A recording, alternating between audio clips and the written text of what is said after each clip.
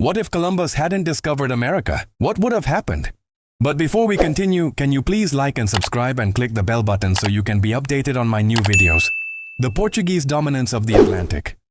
Columbus's theory, reaching the east by sailing west, was a competing strategy to the established Portuguese route.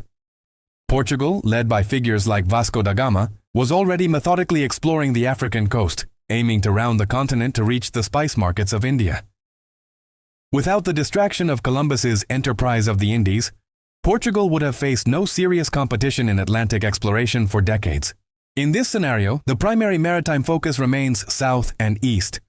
Portuguese caravels continue to chart the African coastline, establishing fortified trading posts, feitorias, and securing the monopoly on the eastern sea route. The Treaty of Tordesillas, 1494, which divided the non-Christian world between Spain and Portugal, might never have happened, leaving Portugal as the sole arbiter of the Atlantic. The resulting illustration captures this Portuguese naval supremacy. A solitary caravel navigates the difficult waters near the Cape of Good Hope, charting the route that secured their dominance. The undisturbed rise of indigenous empires. While Europe remained focused on Africa and the Indian Ocean, the great civilizations of the Americas would have continued their development in total isolation. In 1492, the Aztec Empire, Triple Alliance, and the Inca Empire were both expansive, sophisticated polities, but they were also facing internal structural challenges.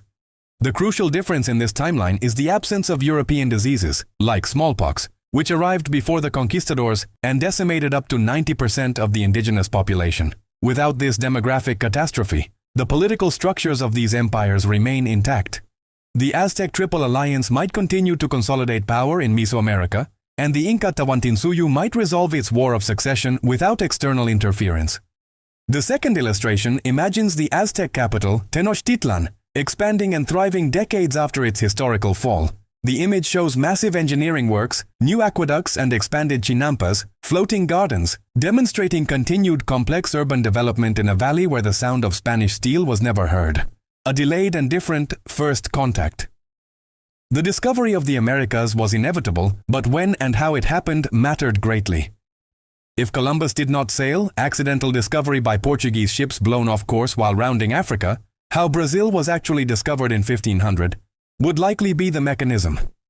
This contact would occur decades later and potentially much further south.